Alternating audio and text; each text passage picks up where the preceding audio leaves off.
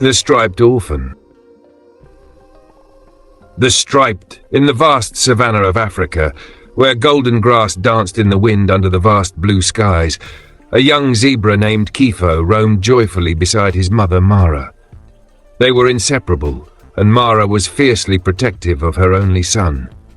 Every morning as the sun rose, they would gallop through the plains, and Kifo would listen to his mother's stories about the dangers of the wild, especially the cunning hyenas. One fateful evening, as the sun dipped below the horizon and shadows stretched across the land, a pack of hyenas crept closer to the herd. Their eyes gleamed with hunger, and their laughter pierced the silent night. Suddenly, chaos erupted. The hyenas attacked, scattering the zebras in every direction. Mara and Kifo ran as fast as their legs could carry them, but Kifo, still young and small, couldn't keep up. One hyena lunged at him, and Mara turned to defend her son.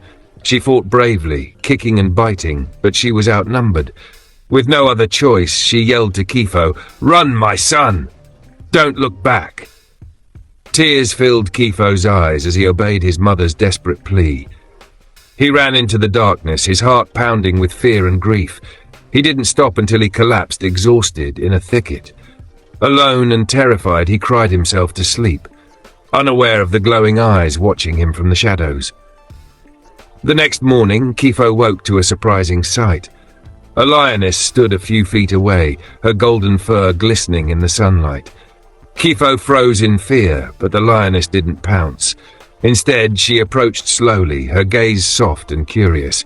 Her name was Nyoka, a lioness who had recently lost her own cubs to a rival pride. She saw the trembling zebra and felt a pang of maternal instinct. Instead of attacking, she gently nuzzled him, offering comfort. For weeks, Kifo stayed with Nyoka and her pride. At first, the other lions were suspicious of the little striped intruder, but Nyoka protected him fiercely. She taught Kifo how to navigate the dangers of the savannah and treated him as if he were her own. Over time, Kifo grew stronger and faster. Living with the lions, Kifo learned to see the world through their eyes. He witnessed their struggles, their triumphs, and their deep bonds. But no matter how much he grew to love his adoptive family, he never forgot his mother. He often wondered if she had survived that dreadful night. Years passed, and Kifo was no longer the scared little zebra he once was. He had become a strong, resilient young stallion. One day, while grazing near the edge of the pride's territory, Kifo noticed a herd of zebras in the distance. Something stirred in his heart. Could his mother still be among them?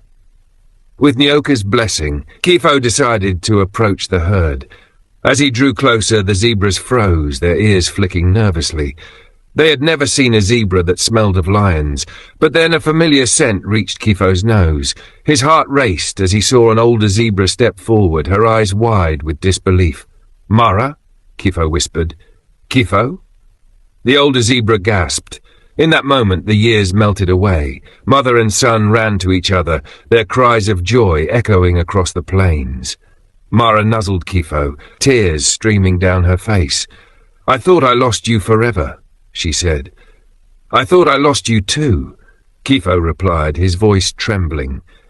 Mara listened as Kifo recounted his incredible journey, how the lions had saved him and raised him. Though wary of the predators, Mara was grateful to Nyoka for protecting her son when she couldn't.